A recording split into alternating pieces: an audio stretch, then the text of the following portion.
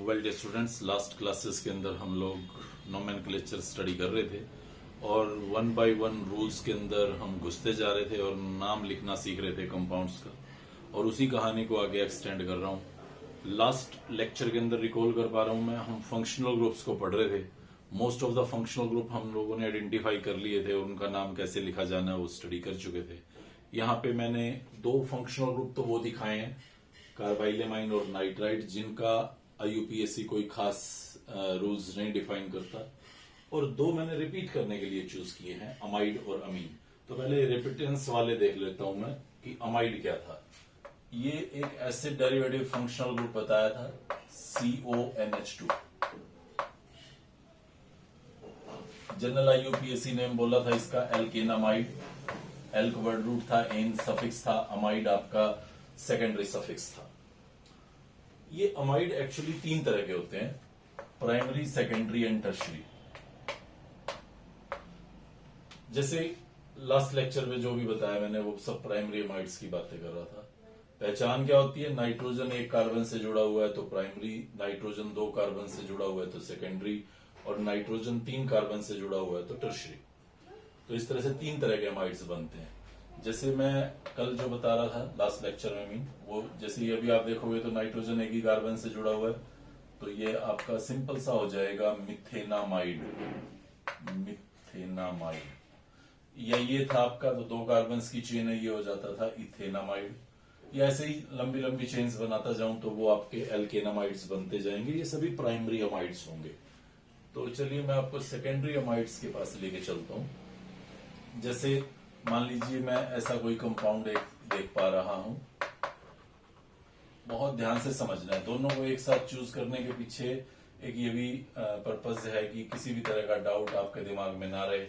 ये हमारे पास अमाइड है, सेकेंडरी अमाइड। पहचान करें, C+ON, ये अमाइड के लिए लिया जाता है।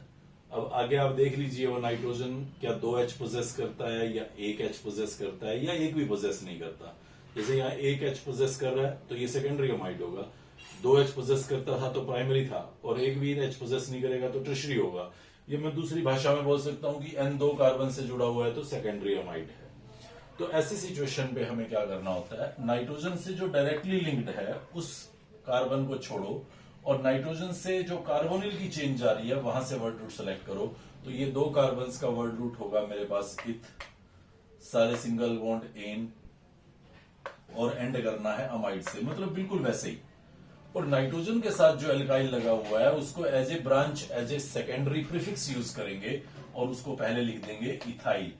और किस जगह पे लगा हुआ है, नाइट्रोजन पे लगा हुआ है, तो एन इथाइल इथेनामाइड, ये इसका नाम हो जाएगा। ये एन आपको जस्ट उसकी लोकेशन रिप्रेजेंट कर रहा है कि वो नाइट्रोजन के ऊपर अटैच्ड है।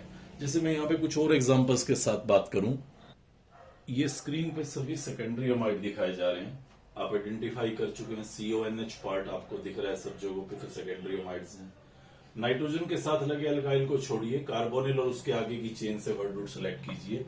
एक कार्बन है मिथ, ऑब्वियसली सारे सिंगल बॉन्ड ही होंगे, एक कार्बन है तो एन अमाइड, मिथेनामाइड। और नाइट्रोजन के साथ जो लगा हुआ एल्काइल है उसको एज ए सेकेंडरी प्रीफिक्स लिखेंगे एन मिथाइल मिथेनामाइड, एन मिथाइल मिथेनामाइड। इसको देखें आप, ये यहां से स्टार्ट कर रहा हूं, चेन टर्मिनेटिंग फंक्शनल ग्रुप होता था, लास्ट क्लास में बता के आया हूं। तीन कार्बन की लंबी चेन बन रही है, तो तीन कार्बन के लिए बन रहा है प्रोपेन अमाइड। नाइट्रोजन पे एक ब्रांच लगा हुआ है मिथाइल, और दो नंबर पे भी एक ब्रांच लगा हुआ है मिथाइल। मैं आपको बोल चुका हूं कि नाइट्रोजन के साथ लगे एल्काइल को एज ए प्रीफिक्स लिखना है, so I will write it here N2 di methyl. Di क्यों, क्योंकि दो मिथाइल लगे हुए हैं। दो कहां कहां लगे हुए हैं, एक नाइट्रोजन पे, एक दो नंबर पे, तो N पे और दो पे डाई मिथाइल, दो मिथाइल ग्रुप्स लगे हुए हैं, प्रोपेनामाइड, ये इसका नाम हो जाएगा। या आप इसको देखें जाके 1 2 3 4, तो चार कार्बन के लिए आपके पास बन जाता है ब्यूट, सारे सिंगल बॉन्ड एन, और एंड करूंगा अमाइड से, ब्यूटेनामाइड। अब एन पे एक ब्रांच लगी हुई है इथाइल, और दो पे भी एक ब्रांच लगी हुई है मिथाइल, तो दोनों को अलग अलग लिखूंगा। एन पे लगा हुआ है इथाइल और दो पे लगा हुआ है methyl, so this is N ethyl 2 methyl butanamide, ये हमारे पास इसका नाम हो जाएगा। कुछ टर्शरी अमाइड्स की कहानी अगर आपके सामने पुट करूं तो वो भी बिल्कुल ऐसी ही होगी। वहां नाइट्रोजन के साथ 2 एल्काइल्स आपके होंगे और वो दोनों alkyl as a branch treat किए जाएंगे, एज ए सेकेंडरी प्रीफिक्स लिखे जाएंगे। लाइक आप इसको देख सकते हैं, ये आपका एक टर्शरी अमाइड है CON, जहां N 3 कार्बन से जुड़ा है, या मैं कहूं N पे एक भी H नहीं है। तो वर्ड रूट तो मुझे इधर से ही सिलेक्ट करना है, नाइट्रोजन के साथ लगे एल्काइल से तो वर्ड रूट सिलेक्ट करना नहीं है। तो एक कार्बन के लिए हो जाएगा मिथ, सारे सिंगल बॉन्ड एन, और ये हो गया जी आपका अमाइड, मिथेनामाइड। और नाइट्रोजन पे 2 ब्रांच लगी हुई हैं और दोनों एक जैसी हैं, तो आई will write it NN dimethyl. देखो डाई का मतलब 2, मिथाइल का ये ब्रांच का नाम है, तो 2 मिथाइल ग्रुप लगे हुए हैं। 2 मिथाइल किस जगह पे लगे हैं, तो दोनों नाइट्रोजन पे लगे हुए हैं, तो इसलिए शो किया है NN। 2 बार नाइट्रोजन आ रहा है, वो नाम में आपको 2 बार रिप्रेजेंट करना है, दोनों के लिए अलग अलग। So this is NN dimethyl methanamide. इसको देखेंगे आप एक बार, ये 2 कार्बन्स का है, तो वर्ड रूट सिर्फ चेंज होना है, इथेनामाइड, NN डाइमिथाइल इथेनामाइड। चले एक बार फिर दोबारा देखें, अब की बार फिर चेंज कर रहा हूं। ये आपके पास नाइट्रोजन पे 2 ब्रांच लगा दी है मैंने, एक इथाइल है एक मिथाइल है, तो अब दोनों को अलग अलग लिखना पड़ेगा। अब 2 डाई वाइड तो लिख नहीं सकता, so this will be N ethyl N methyl ethanamide. तो इस तरह से ये आपका नाम हो जाएगा। अगर सपोज यहां पे भी इथाइल होता तो NN डाई इथाइल इथेनामाइड। दोबारा आएंगे एक बार, जब फंक्शनल ग्रुप को सेपरेटली इंट्रोड्यूस करूंगा इन सभी के साथ मिक्स करके, तब मैं आपको इसकी नोमेनक्लेचर के कुछ और एग्जाम्पल भी प्रैक्टिस में करवा के दिखाऊंगा अप्लाई। अभी दूसरे फंक्शनल ग्रुप पे चल रहा हूं, अमीन। ये अमीन बिल्कुल सिंपल सा था, NH2। ये इधर कोई भी कार्बन की चेन होती थी तो RNH2 वैसे मैं बोलता, तो आपका हो गया ये CH3 CH2 NH2, 2 कार्बन के लिए, CH3 CH2 CH2 NH2 3 carbon के लिए, या CH3 CH2 CH2 CH2 NH2 ये 4 कार्बन के लिए। और कोई जरूरी नहीं था कि आपका ये कार्बन हमेशा टर्मिनल वाला ही हो जो NH2 को पोजेस कर रहा हो, वो कहीं बीच में भी हो सकता था। आप इन सभी अमीन्स के एग्जाम्पल पे अगर ध्यान दें तो आपको पता चलेगा कि नाइट्रोजन एक ही कार्बन से जुड़ा हुआ है, तो मैं कह सकता हूं कि ये सब प्राइमरी अमीन्स हैं। अगर नाइट्रोजन 2 कार्बन से जुड़ा हुआ है, लाइक यू सी हेयर, ये मैं यहां पे नाइट्रोजन 2 कार्बन से जुड़ा दिखा रहा हूं, ये सेकेंडरी अमीन होगा। या आप इसको देख लीजिए, ये भी आपके सामने 2 कार्बन से जुड़ा हुआ नाइट्रोजन है, तो ये भी सेकेंडरी अमीन होगा। या आप इसको देख लीजिए, CH3 CH NH CH3 CH3, तो ये भी आपके पास 2 कार्बन से जुड़ा अमीन नाइट्रोजन मींस सेकेंडरी अमीन होगा। तो ये सारे के सारे आपके पास सेकेंडरी अमीन्स हैं और ये सारे के सारे आपके पास प्राइमरी अमीन्स हैं। तो प्राइमरी अमीन्स का नाम लिखना मैं लास्ट लेक्चर पे समझा के आया था। जनरल IUPAC नेम था एल्केनामिन। एल को वर्ड रूट था, एन सैचुरेशन था, अमीन सफिक्स था। तो इसका नाम जब मुझे लिखना होगा तो ये बहुत ही सिंपल, इथ एन अमीन, तो ये नाम हो गया इथेनामिन। या इसको लिखूंगा तो ये लिखूंगा प्रोप एन एंड 1 नंबर पे अमीन लगाना है तो प्रोपेन 1 अमीन, प्रोपेनामिन हो जाएगा ये। या इसको मैं लिखूंगा तो 4 कार्बन के लिए है ब्यूट एन 1 अमीन। 1 क्यों? फंक्शनल ग्रुप वाले कार्बन को छोटा नंबर देना है, तो ब्यूटेन 1 अमीन। या इसको देखें आप, ये 4 कार्बन की चेन बनेगी, सो ब्यूट एन 2 अमीन। उधर आ जाइए, सेकेंडरी वालों पे बात करना चाहता था रियली। प्राइमरी तो हम लोग लास्ट क्लास पे भी पढ़ के आ चुके थे, तो सेकेंडरी में देखना आपको क्या करना है। यहां पे आपके पास 2 एल्काइल्स दिख रहे हैं, एक इधर दिख रहा है एक इधर दिख रहा है। बड़े वाले को वर्ड रूट के लिए सेलेक्ट कीजिए, बड़े वाली चेन को, बड़े वाले एल्काइल को वर्ड रूट के लिए सेलेक्ट कीजिए और फिर उसको नंबरिंग दीजिए, मतलब फंक्शनल ग्रुप मानते हुए इसको नंबरिंग दीजिए। तो ये आपका हो जाएगा प्रोप एन अमीन, प्रोपेनामिन। रादर ऐसे लिखिए, प्रोपेन 1 अमीन। 1 नंबर पे फंक्शनल ग्रुप लगा हुआ है और नाइट्रोजन के साथ लगे एल्काइल को जस्ट लाइक प्रीफिक्स यूज करें, जस्ट लाइक ब्रांच ट्रीट करें, तो ये आपका हो जाएगा N मिथाइल प्रोपेन 1 अमीन। इसको देखें, दोनों तरफ सेम एल्काइल्स हैं, तो किसी को भी वर्ड रूट के लिए सेलेक्ट कर लीजिए, इथेन अमीन। अब नंबर देने की जरूरत नहीं है, एक नंबर ये अगर मैं इसको इस पे लगा दूं NHCH2CH3 को, तो भी ये वही एक नंबर ही काउंट होगा, तो नंबर मत लिखिए, इथेनामिन सिंपली आप लिख सकते हैं। और एन पे एक ब्रांच लगी हुई है, अब ये नाइट्रोजन के साथ लगी ब्रांच को एज ए प्रीफिक्स लिखें और इसको लिख दें एन इथाइल इथेनामिन। इसको देखें, दो तरफ आर लग रहा है आपको, ये बड़ा आर दिख रहा है और ये बड़ा आर दिख रहा है, तो इससे वर्ड रूट सेलेक्ट करेंगे, ये 3 कार्बन का आर है। प्लीज सी, ये कोई चेन टर्मिनेटिंग फंक्शनल ग्रुप नहीं था कि इसके कार्बन को मुझे नंबर 1 देना था, मुझे तो लॉन्गेस्ट पॉसिबल चेन सेलेक्ट करके फंक्शनल ग्रुप को नंबर 1 देना था। तो 1 2 3 ये 3 कार्बन के लिए आपका वर्ड रूट बन जाता है प्रोप, सारे सिंगल बॉन्ड बन रहे हैं एन, और 2 नंबर पे अमीन लगा रहा हूं, प्रोपेन टू अमीन, और नाइट्रोजन पे लगा हुआ है एन मिथाइल, सो एन मिथाइल प्रोपेन टू अमीन, ये इसका नाम होगा। एक बार इसको ध्यान से देखिएगा, इधर भी 3 कार्बन और 1 कार्बन की चेन थी, इधर भी 3 कार्बन और 1 कार्बन की चेन थी। फर्क किसका था? सिर्फ जगह का। यहाँ 1 नंबर पे फंक्शनल ग्रुप था, यहाँ 2 पे फंक्शनल ग्रुप था, तो इसका नाम बना एन मिथाइल प्रोपेन टू अमीन और इसका नाम बना एन मिथाइल प्रोपेन 1 अमीन। चलिए कुछ टर्शरी अमीन्स को देखते हैं जहां नाइट्रोजन 3 कार्बन से जुड़ा हुआ होगा। कहानी बिल्कुल वैसी की वैसी ही है, जैसे मान लीजिए मैं आपको ये दिखा रहा हूं 3 कार्बन से जुड़ा हुआ नाइट्रोजन, तो मैं इसको बोलूंगा ये टर्शरी अमीन है। तो बड़े वाले अल्काइल को वर्ड रूट के लिए सेलेक्ट करूंगा, 2 कार्बन के लिए इस सारे सिंगल बॉन्ड एन और एंड करना है अमीन से, और नाइट्रोजन पे 2 ब्रांच लगी हुई हैं, तो कुछ ऐसे लिख दूंगा N N dimethyl ethanamine. एक बार फिर देखिए दोबारा, CH3 CH2 N CH3 CH2 CH3। Word root बड़ी चेन से सिलेक्शन करना है, ये 2 की है, ये 2 की है, ये 1 की है, तो इस 2 वाली को सिलेक्ट कर लेता हूं, इथेनामिन। और नाइट्रोजन पे 2 ब्रांच दिखा रखी हैं, एक मिथाइल और एक इथाइल, तो दोनों को रिप्रेजेंट करूंगा कुछ इस तरह से, लाइक नाइट्रोजन पे लगा है इथाइल, एज ए प्रीफिक्स लिखना है एन इथाइल एन मिथाइल इथेनामिन। तो ये हमारे पास टर्शरी अमीन्स का नोमेनक्लेचर रहेगा। थोड़ा सा कंफ्यूजन हो सकता है अभी किसी किसी चीज पे, मैं ऐसा डिनाई नहीं करना चाहता कि दिक्कत नहीं हो रही होगी।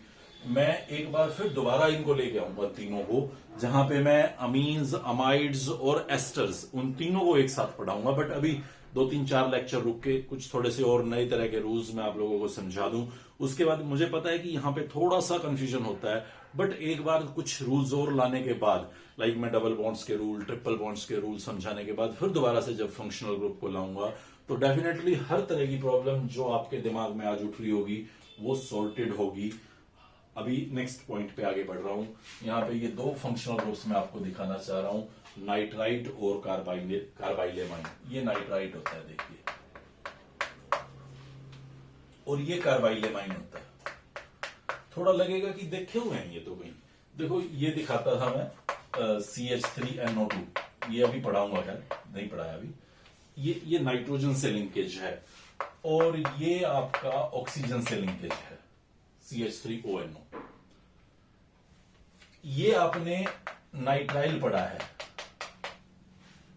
और ये जो मैं बता रहा हूं ये कार्बाइलेमाइन है, NC है वही CN। अगर C से चेन पे लिंकेज हो रहा है तो नाइट्राइल बोल रहे हैं, और अगर N से चेन पे लिंकेज हो रहा है तो इसको कार्बाइलेमाइन बोल रहे हैं। इसके लिए IUPAC ने कोई नाम नहीं दिया, सिंपली बोलते हैं जो एल्काइल लगा हुआ है उसको लिखो मिथाइल, और NC के लिए वर्ड यूज कर लो कार्बाइलेमाइन, बस कुछ नहीं। सो ये आपका मिथाइल कार्बाइलाइन हो जाएगा। नेक्स्ट देखेंगे तो इथाइल कार्बाइलेमाइन हो जाएगा, या आइसोनाइट्राइट भी, आइसोसाइनाइड भी बोलते हैं, मिथाइल आइसोसाइनाइड। साइनाइड CN होता है तो ये NC को आइसोसाइनाइड बोल देते हैं। इसके लिए तो क्लियर कट पढ़ चुके हैं, इथेन नाइट्राइल, 2 कार्बन, सारे सिंगल बॉन्ड एन, और CN फंक्शनल ग्रुप के लिए नाइट्राइल होता था। बट NC के लिए बता रहा हूं, सिंपल नाम है कार्बाइलेमाइन। जो भी आगे अल्काइल लगा हुआ है उसके बाद आप एक सफिक्स यूज करें कार्बाइलेमाइन। अब देखते हैं इस NO2 वाले को, इसका भी कुछ स्पेशल IUPAC नहीं कहता, सिंपली एल्काइल लिखो जो भी आपको लगा के दे रखा है मिथाइल, और उसके बाद एक वर्ड यूज कर लो नाइट्राइट। ऑक्सीजन लिंकेज है ये, यहां से नाइट्रोजन लिंक कर रहा था, ये देखो, ये ऐसा फंक्शनल ग्रुप है। अगर ये चेन के साथ जुड़ा तो नाइट्राइट, और अगर ये चेन के साथ जुड़ा तो नाइट्रो एल्केन। तीन अलग अलग फंक्शनल ग्रुप बनेंगे यहाँ पे, सॉरी दो अलग अलग फंक्शनल ग्रुप बनेंगे यहाँ पे, दोनों की केमिस्ट्री अलग अलग होगी।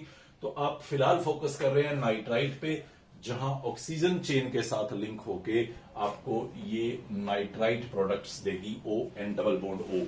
तो इन दो फंक्शनल ग्रुप को ध्यान रखिएगा, कार्बाइलेमाइन और नाइट्राइट को।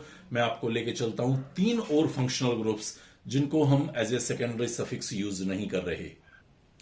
ये तीन फंक्शनल ग्रुप हमारे सामने ऐसे थे जिनको हम कभी भी as a secondary suffix represent करते नहीं थे। उनको हमेशा as a secondary prefix, as a branch treat किया जाता था। ये फंक्शनल ग्रुप डेफिनेटली थे, बट इनकी हैसियत ब्रांच से बड़ी नहीं समझी जाती थी, इसलिए इनको हमेशा आगे लिखते थे। जैसे आप यहाँ पे देखें, मैंने तीन फंक्शनल ग्रुप तीनों यहाँ रिप्रेजेंट कर रखे हैं। इनको बोलते हैं हेलोजेंस, इनको बोलते हैं नाइट्रो एल्केन्स, और इनको बोलते हैं इथर्स। एल्कोक्सी एल्केन मैंने इसका एक्चुअली नाम लिखा हुआ है, अदरवाइज फंक्शनल ग्रुप बोलते हैं इसको इथर। सी है यहाँ पे देखिए, एल्क वर्ड रूट होगा, इन सैचुरेशन, आगे तो कुछ आना नहीं था। हेलो आपका वो प्रीफिक्स होगा जो functional group as a branch treat कर रहे हैं, जैसे CH3Cl, CH3CH2Cl, CH3CH2CH2Cl, CH3CHClCH3। नाम लिखना शुरू करता हूं। एक कार्बन मिथ, सारे सिंगल बॉन्ड एन, और फंक्शनल ग्रुप क्लोरो, जिसको एज ए प्रीफिक्स लिखना है तो इसका नाम हो जाएगा क्लोरोमीथेन। इसको देखें, दो कार्बन इथ, सारे सिंगल बॉन्ड एन, और फंक्शनल ग्रुप को एज ए ब्रांच लिखना है क्लोरोइथेन। इसको देखें आप, तीन कार्बन के लिए है प्रो, सारे सिंगल बॉन्ड एन, और ये क्लोरो। लेकिन अब की बार क्योंकि क्लोरो एक नंबर पे लगा हुआ है, दो पे भी लग सकता था, तो इसलिए उसकी पोजीशन क्लियर मेंशन करनी होगी आपको। नाम होगा इसका 1 क्लोरोप्रोपेन, 1 क्लोरोप्रोपेन। प्लीज सी, यहां नंबर नहीं दे रहा था क्योंकि यहां पे 1 मिल रहा है उसको। आप कहेंगे सर 1 2, तो मैं कहूंगा नहीं, अगर आप इस Cl को इस कार्बन पे लगा दोगे तो क्या आप इसको 2 क्लोरो बोलने लग जाओगे? तब इधर से नंबरिंग करोगे, 1 क्लोरो ही बोलोगे, तो फिर आप इसको क्लोरोइथेन ही बोलो। समझने वाला अपने आप समझ जाएगा कि 1 पे ही क्लोरीन लग सकता है, 2 पे तो रादर लग ही नहीं सकता। इसको देखें, ये तीन कार्बन हैं प्रोप, सारे सिंगल बॉन्ड हैं एन, क्लोरीन 2 नंबर पे लगाना है तो दिस इज 2 क्लोरोप्रोपेन।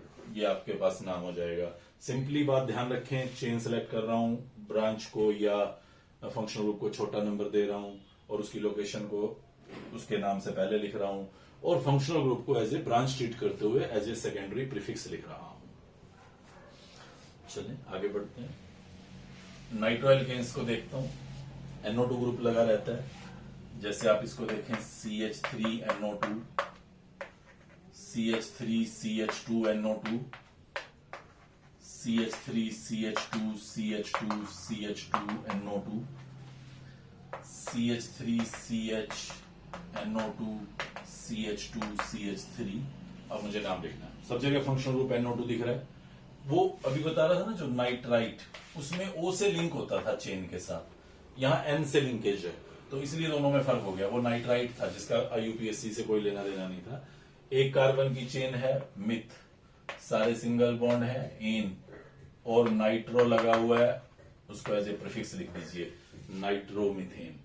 इसको देखें, दो कार्बन की चेन है, ये लीजिए यहीं कर देता हूं, नाइट्रोइथेन। इसको देखिए, 4 कार्बन की चेन है ब्यूट एन, और अब नंबर भी देना पड़ेगा क्योंकि कई सारे ऑप्शंस थे नाइट्रो के पास, 1 पे भी लग सकता था, 2 पे भी लग सकता था, तो क्लियरली यहां पे उसको पोजीशन दूंगा 1 नाइट्रोब्यूटेन। या इसको देखें, दो कार्बन, वही 4 कार्बन की चेन है, बट अब की बार 2 नंबर पे नाइट्रो लगा रखा है मैंने। इधर से नंबरिंग दूंगा, अब 3 नहीं बोलूंगा, इसको छोटा नंबर देना है, तो I will name it like 2 नाइट्रोब्यूटेन। तो इस तरह से आप देख पा रहे हैं, ये दूसरा type of the functional group था जिसको एज ए प्रीफिक्स लिखते थे। और अब चलते हैं लास्ट वाले के पास, जहां आपके पास इथर्स हैं, एल्कोक्सी एल्केन करके ऐसा कुछ लिखा जाएगा। इथर्स की पहचान को अगर आप समझना चाहें तो आप ऐसे समझ सकते हैं, COC, ऐसी आपकी सिचुएशन वहां पे अपीयर्ड होगी। तो पहले भी आ चुका है, आपको ऐसा ध्यान होगा, बट वो कीटोन के लिए था, और C डबल बॉन्ड O के साथ 2 C होते थे, तो कंफ्यूज मत हो जाना।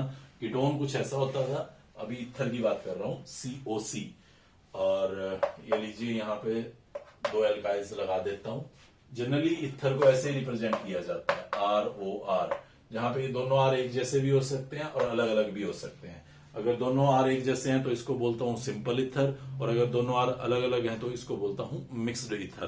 तो अभी मैंने आपके सामने एक सिंपल इथर का केस लिया है, तो मैं क्या करूंगा, किसी एक को वर्ड रूट के लिए सिलेक्ट कर लूंगा।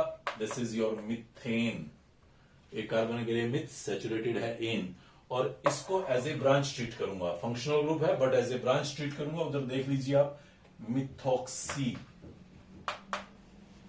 मिथॉक्सी मिथेन, ये ब्रांच वाला OR और ये वर्ड रूट वाला एन। तो वर्ड रूट सेलेक्ट करना होता है बड़े अल्काइल से, एक जैसा है तो किसी से भी कर सकता था। तो ये बन गया आपका मिथॉक्सी इथेन। यही दोबारा देखिए, ये आपका CH3OCH2CH3 है। अब ये वाला बड़ा एल्काइल हो गया, तो यहां से वर्ड रूट सेलेक्ट करूंगा, तो 2 कार्बन के लिए वर्ड रूट हो जाएगा इथ, सारे सिंगल बॉन्ड है एन, और नंबर देने की जरूरत ही नहीं है, चाहे OCH3 इस कार्बन पे लगाओ चाहे इस पे लगाओ, एक नंबर ही कहलाता, तो लिखने की जरूरत ही नहीं थी। Just you will write it methoxy ethane. आगे देखें आप, यहीं पे चलो नया लिख देता हूं, CH3OCH2CH2CH3। अब 2 कार्बन एक्स्ट्रा है राइट साइड में, 3 कार्बन की चेन है, इधर 1 कार्बन की चेन है। तो बड़े वाले से वर्ड रूट सेलेक्ट करूंगा, 3 कार्बन के लिए है प्रोप, सारे सिंगल बॉन्ड है एन। अब जब 3 कार्बन पे लिया तो मुझे नंबर भी देना पड़ेगा, क्योंकि ये OCH3 जरूरी नहीं है 1 नंबर पे होता, 2 पे भी हो सकता था, लाइक वो कुछ ऐसा भी हो सकता था। आप ध्यान देंगे, ये वही है 3 कार्बन का एल्काइल, लेकिन अब की बार 2 नंबर पे आपने OCH3 को लगा रखा है। तो see again here in the first case prop ane, और 1 नंबर पे आपने लगाया है methoxy, so this is 1 methoxy propane. और इसका जब नाम लिखूंगा तो बड़ी चेन से वर्ड रूट सेलेक्ट किया प्रोप एन, और 2 नंबर पे आपको एल्कोक्सी लगा हुआ है, so I will write it 2 methoxy propane. तो इस तरह से आपके पास ये इथर्स का नोमेनक्लेचर हो जाता है। कुछ और एग्जांपल इथर के मैं दिखाता हूं। फर्स्ट एग्जांपल पे नजर डालें, क्लियर कर लें, पहले इथर ही है। तो सी हियर, ये 2 कार्बन का चेन और ये 4 कार्बन का चेन। इसको ऐसे मत समझ लेना कि 3 कार्बन की चेन है और ये ब्रांच लगा हुआ। मैं बार बार बोलता हूं, पहले कार्बन पे और आखिरी कार्बन पे ब्रांच कभी नहीं हो सकती, हमेशा फर्स्ट और लास्ट के बीच के किसी कार्बन पे होगी। तो ये 4 कार्बन की चेन है, और ये ऐसा कोई फंक्शनल ग्रुप थोड़ी था कि जिसको मुझे नंबर 1 ही देना था। छोटा नंबर लेके खुश है, ये 1 मिल जाए तो बहुत अच्छी बात है, अदरवाइज 2, 3 में भी खुश है। तो मुझे कुछ ऐसा नहीं है कि इस कार्बन को नंबर 1 देना होता था, वो बात मैं सिर्फ चेन टर्मिनेटिंग फंक्शनल ग्रुप्स में बोलता था। ये 4 कार्बन का मेरा यहाँ पे word root, I am writing it but, सारे single bond ane. Functional group मेरा 2 नंबर पे लगा हुआ है, लेकिन उसको ब्रांच से ज्यादा कंसिडर नहीं कर रहा मैं, तो ब्रांच वाली पोजीशंस यानी कि प्रीफिक्स जो है उसके ऊपर जाके लिख दूंगा 2 इथोक्सी ब्यूटेन। 2 क्यों लिखा, क्योंकि उसकी पोजीशन बतानी थी मुझे। अगर वो 1 पे होता तो 1 इथोक्सी लिखता, 2 पे है तो 2 इथोक्सी लिखूंगा। अगले एग्जाम्पल पे आ जाइए। फिर ये बड़ा एल्काइल है, 5 कार्बन का एल्काइल है, तो 5 कार्बन के लिए वर्ड रूट क्या होगा, पेंट, बट नहीं। अब 5 में देखो, ये है straight chain, longest possible chain आप सेलेक्ट करो। वो लॉन्गेस्ट पॉसिबल चेन से आपको वर्ड रूट दिखाना है, ना कि टोटल कार्बन से आपको वर्ड रूट दिखाना है। पहला रूल, सबसे पहला रूल यही बताया था वर्ड रूट सिलेक्शन के लिए कि आपको लॉन्गेस्ट पॉसिबल चेन सेलेक्ट करनी है, और उस लॉन्गेस्ट पॉसिबल चेन में आपको वर्ड रूट देखना है। तो आप एक बार फिर देख रहे हैं ब्यूट और सारे सिंगल बॉन्ड एन। अब यहाँ पे 2 ब्रांच लगी हुई हैं, एक तो रियल में ही ब्रांच होती थी, और एक functional group as a branch है जिसकी हैसियत ब्रांच से ज्यादा नहीं है। तो आप दोनों को एज ए ब्रांच ही आगे लिखेंगे। लाइक एक आपकी ब्रांच है मिथॉक्सी और एक आपकी ब्रांच है मिथाइल, ये 2 ब्रांचेस हैं। नंबरिंग देना है मुझे, तो नंबरिंग में 1 2 3 4 ऐसे दे सकता हूं, 1 2 3 4। हालांकि आपको लगता होगा सर ऐसे दे दो 1 2 3 4, तो अब नया रूल आ गया बाई चांस मेरे दिमाग में, जो मुझे इंट्रोड्यूस करना चाहिए था, बट आज नहीं कर रहा, आने वाले टाइम पे कर दूंगा, नेक्स्ट लेक्चर तक पक्का कर दूंगा। तो यही चेन रहेगी मेरे पास 4 कार्बन की, और मैं नंबर दे चुका हूं, 2 को मिथॉक्सी और 3 को मिथाइल। तो मैं लिख दूंगा 2 मिथॉक्सी 3 मिथाइल ब्यूटेन। मैं समझ सकता हूं यहां ये एग्जांपल ऐसा आ गया जहां पे मैं कुछ रूल्स खा गया हूं, 2 और 3 ये यूं क्यों दिया, इधर क्यों नहीं दिया, बस you have to wait for just next lecture, वहां पे मैं आपको ये सारे रूल्स दोबारा से बता दूंगा। अब बीच में छोड़ना अच्छा नहीं रहेगा। सो दिस इज 2 मिथॉक्सी, गलत लिख गया मैं। सो this is 2 methoxy 3 methyl butane. इस पे आ जाइए। ये तो नाइट्रो कंपाउंड है भाई, सीधा सा ऐसे लिखिएगा आप इसको। नंबरिंग देनी है 1 2 3 4 5, देन नाइट्रो और मिथाइल है। So I will write 3 methyl 2 nitro pentane. See है, पेंट वर्ड रूट था, एन सेचुरेशन के लिए था, 2 पे नाइट्रो लगा हुआ है, 3 पे मिथाइल लगा हुआ है। सो पूरा नाम लिख दिया मैंने दोनों ब्रांचेस के साथ, क्योंकि रूल नए आने लग गए, अब बीच में घुसने लग गए, नए रूल इंटरफियर करने लग गए। तो मैं थोड़ी देर के लिए फंक्शनल ग्रुप्स को साइड में सरका देता हूं। मतलब अब फंक्शनल ग्रुप की बात नहीं करूंगा आज। वैसे मुझे लग रहा है 2-3 जगह कंफ्यूजन आया होगा और जायज भी है ना, लेकिन अब क्या करूं, फंक्शनल ग्रुप्स के रूल जो समझाने हैं मुझे, वो एक साथ मैं बम्बार्ड नहीं कर सकता आप पे, तो मुझे धीरे धीरे ही समझाने पड़ते हैं। तो 1-2 एग्जांपल्स जो आपको डाउटफुल लग रहे हो, जिनके ऊपर आपको ज्यादा प्रॉब्लम्स लग रही हो, आप अपनी नोटबुक पे संभाल के रखें उसको। फिर 2-4 दिन बाद जब ये फंक्शनल ग्रुप की कहानी आएगी तो आप उस दिन उस पर प्रैक्टिस करेंगे, आपको 100% कंफर्म्ड आंसर मिलेंगे, और नहीं मिलेंगे तो फिर मैं आपके पास हूं, आप पूछिएगा मुझसे। बट अभी फिलहाल मैं एक बार दोबारा आपके पास लेके चल रहा हूं नोमेनक्लेचर के उस 5 कंपोनेंट्स के ऊपर, जिन पे मैंने अपनी बात शुरू की थी कि मैं ये 5 चीजें ढूंढा करता हूं किसी कंपाउंड में, और उन 5 चीजों से मैं आपके लिए कंपाउंड का नाम बनाता हूं अकॉर्डिंग टू IUPAC। और ये वो 5 कंपोनेंट मैं इस सीक्वेंस में अरेंज करता था और अपने नाम को लिखने की कोशिश करता था। Word root, length of the chain, longest possible chain select करते थे। अगर 2 सेम लेंथ की हो तो जिनके साथ मैक्सिमम ब्रांचेस हो उनको सेलेक्ट करते थे। वर्ड रूट सिलेक्शन था। प्राइमरी सफिक्स के लिए क्लियरली बोला, एन इन आइन में से कुछ भी हो सकता है। सेकेंडरी सफिक्स के लिए फंक्शनल ग्रुप होते थे, ये भी हमने ढेरों पढ़े हैं, सबके लिए अलग अलग सफिक्स आए। Ol, al, one, oic acid, oic anhydride, oyl chloride, nitrile, बहुत सारे, सबको ध्यान रखें आप। और प्राइमरी प्रीफिक्स के लिए सिर्फ एक वर्ड होता था, साइक्लो, अगर कंपाउंड साइक्लिक है तो। बाईसाइक्लो, स्पाइरो, ट्राईसाइक्लो होते हैं, हमें ज्यादा नहीं काम करना उनके ऊपर। और सेकेंडरी प्रीफिक्स के ऊपर भी मैं बात करके आया आपके साथ कि ब्रांच हो सकती हैं, and then some of the functional groups हमेशा जो सेकेंडरी प्रीफिक्स लिखे जाते हैं। 3 की बात कर रहा था मैं, नाइट्रो, एल्कोक्सी, हेलो, और सभी फंक्शनल ग्रुप्स भी यहां आ सकते हैं अगर 2 या 2 से ज्यादा हो। लास्ट लेक्चर पे बताया था, आज हालांकि उस पर बात नहीं की है, थोड़ा सा और आसान करता हूं अभी। अब मैं क्या डिसाइड करता हूं, अब मैं डिसाइड करता हूं कि मैं आपके सामने सेकेंडरी सफिक्स यानी कि कोई फंक्शनल ग्रुप पुट नहीं करूंगा, मैं प्राइमरी प्रीफिक्स भी पुट नहीं करूंगा। यानी कि अब मेरा फोकस इन 3 कंपोनेंट्स पे रहेगा, सेकेंडरी प्रीफिक्स के ऊपर, वर्ड रूट के ऊपर और प्राइमरी सफिक्स के ऊपर। और शुरुआत के कुछ टाइम तक मैं प्राइमरी सफिक्स भी फिक्स रखूंगा कि मुझे एन ही रखना है। बाद में धीरे धीरे इन के और आइन के एग्जाम्पल लेके आऊंगा। ये श्योर है कि अब आने वाले टाइम पे मैं आपके सामने फंक्शनल ग्रुप कोई भी नहीं लाऊंगा, बाद में घुसाऊंगा। पहले एक बार प्राइमरी सफिक्स पे पूरा काम कर लें और सेकेंडरी प्रीफिक्स पे पूरा काम कर लें। वर्ड रूट पे काम लगभग हो चुका है, तो उसके ऊपर ज्यादा काम अभी हमें नहीं करना होगा। ये टुकड़ों में रूल्स समझा के फिर 5 को एक साथ लास्ट में जोड़ेंगे, तो नोमेनक्लेचर पे फुल कमांड हमारी होगी। नेक्स्ट लेक्चर के अंदर हम लोग इस सारे काम को अंजाम देने वाले हैं। Good bye.